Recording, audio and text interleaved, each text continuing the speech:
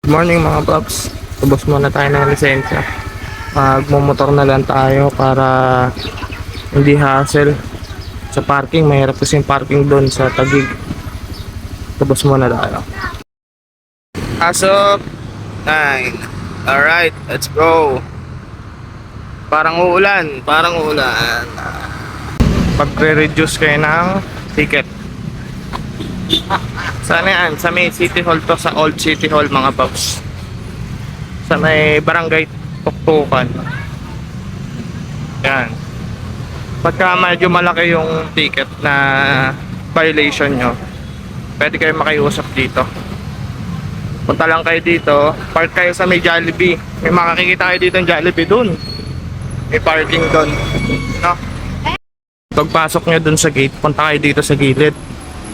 Tapos hanapin nyo daw si Sir Buena. Kaya Miss Kinita dyan. Ito yung front ng City Hall.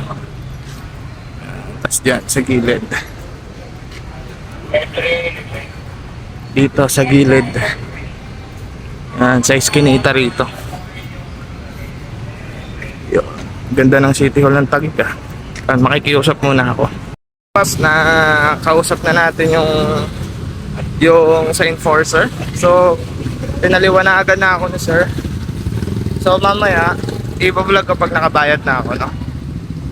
So yun mga paps, walking na ako. Pupunta na ako sa bayaran sa Taguig City Hall, no? So ares sa inyo.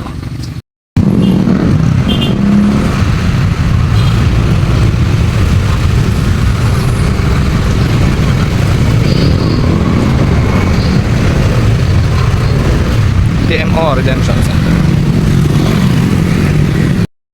Mga paps, so nagpasa na ako ng dito ng huli tsaka driver's license. So i-clear nila yan. Ang bayaran pala is nandun sa labas pa. So mamaya puntahan natin. Gate pala yung bayaran.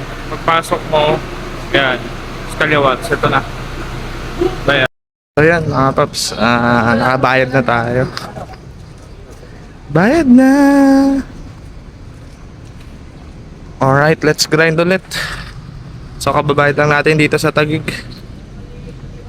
1,000 pesos. Alright, let's grind.